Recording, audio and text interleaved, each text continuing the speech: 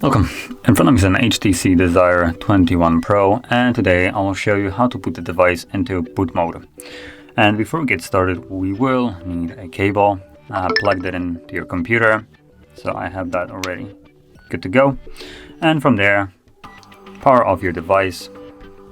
Wait for it to turn off, which will be indicated by the vibration, which just happened. So once it's off, then I grab the cable and the phone, and while holding volume up, so you want to hold constantly volume up, plug in the cable, keep holding volume up till you see the recovery mode. And there we go. So once you see it, you can unplug it. And as you will see, that screen doesn't work here, so you will need to use volume keys to navigate in order to select the second option. So press volume down once. As you can see, reboot to bootloader is now selected, and then confirm it with power key.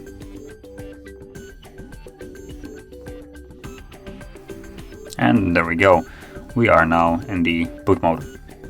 So same as before, we need to use volume keys to navigate through this menu, and every option that is selected will be just visible on top.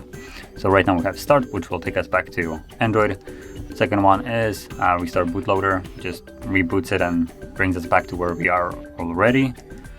Recovery mode takes us back to where we came from, and power off option turns off the device. Then we have boot to QMMI, I'm not exactly sure what that is. Boot to DEL, and then it cycles back again to the first option, which is start.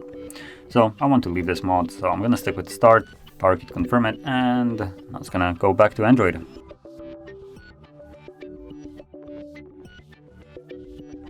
And as you can see, we are now back in Android. So if you found this video helpful, don't forget to hit like, subscribe, and thanks for watching.